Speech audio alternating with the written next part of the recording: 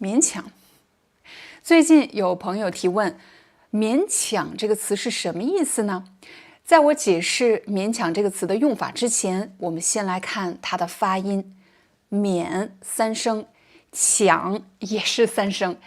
但是呢，在中文里，如果2个字都是3声，我们当然不能这么读，勉强，非常的费劲。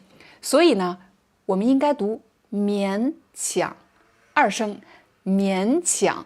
这个现象在中文里叫做变调，你在中文词汇里会经常听到类似的这种发音现象。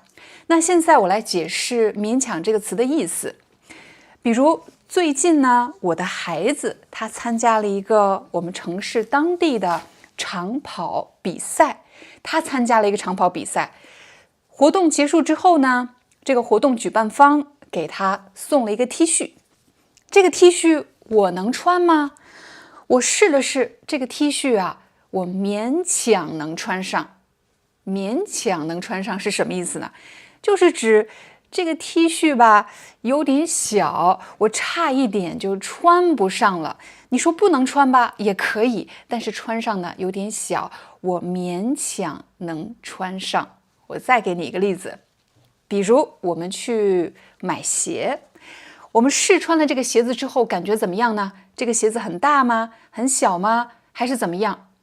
这个鞋子吧，我能穿上，但是有点小，有点夹脚，所以我可以说我勉强能穿上。那这个鞋子到底是合适还是不合适呢？说实话，我觉得是不合适，因为是勉强能穿上，就是穿上了吧，但是确实感觉比较小。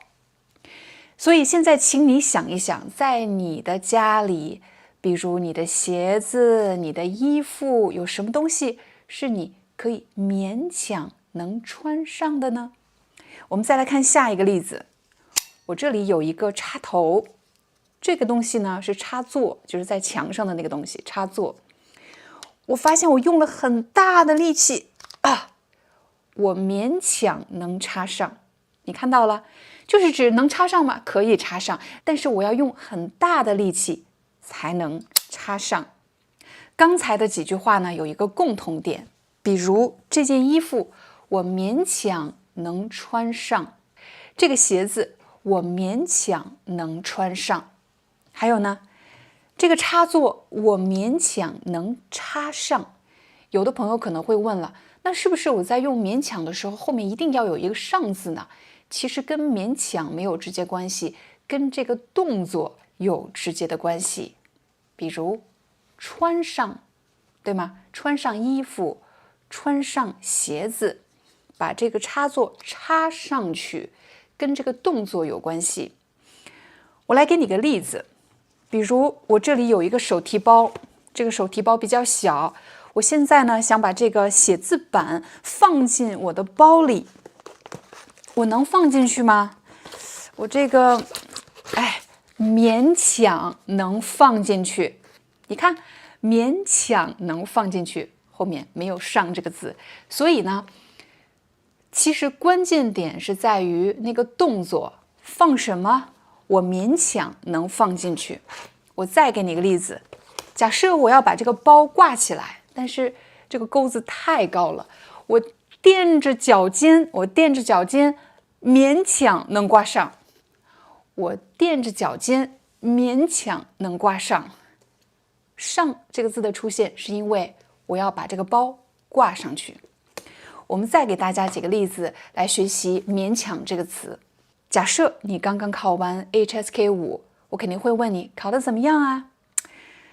如果我运气好的话，我勉强能通过。勉强能通过就是指可能刚刚通过，我勉强能通过。再比如你开车子的时候，前面有一个障碍物，旁边有人帮你看着路，对吗？旁边帮你指挥着，你可能会问，能过去吗？我能过去吗？路这么窄，我能开过去吗？路比较窄，你勉强能通过。你勉强能通过，就是指你刚刚能通过的意思。你看中文的这个词呢，经常有表面的意思，也有它隐含的意思。比如说通过考试，还有呢，我可以从这里通过吗？我可以过去吗？都是通过这个词。再比如，你今天身体不好，你今天觉得头痛，你觉得浑身没力气，你肯定是生病了。那你还要去上班吗？哎呀，没办法呀，生病也得去上班啊。我可能会劝你，身体不舒服就别勉强了吧。身体不舒服就别勉强了。这里的勉强就是指强迫自己去做什么事情。身体不舒服就别勉强了吧。我突然想起来一个更实用的例子。假设有一个朋友向我借钱，他说：“你能给我借1万块钱吗？”哇，1万块钱可不是个小数目。我现在也没钱啊，我勉强能帮你凑到2000块钱。我勉强能帮你凑到2000块钱。这里的勉强可以替换成什么其他词呢？就是指我最多能替你凑到2000块钱。请你来练习一下。假设我问你，你能给我借1万块钱吗？你会怎么回答呢？哎呀，不好意思，丹，我勉强能给你凑到什么什么什么。下次如果你遇到你的朋友，你发现他可能生病了，可是还要去上班，那你就可以说，实在不行就别勉强了，就别去上班了。又或者他真的不喜欢这份工作，可是还是硬着头皮每天去上班，一边上班一边抱怨。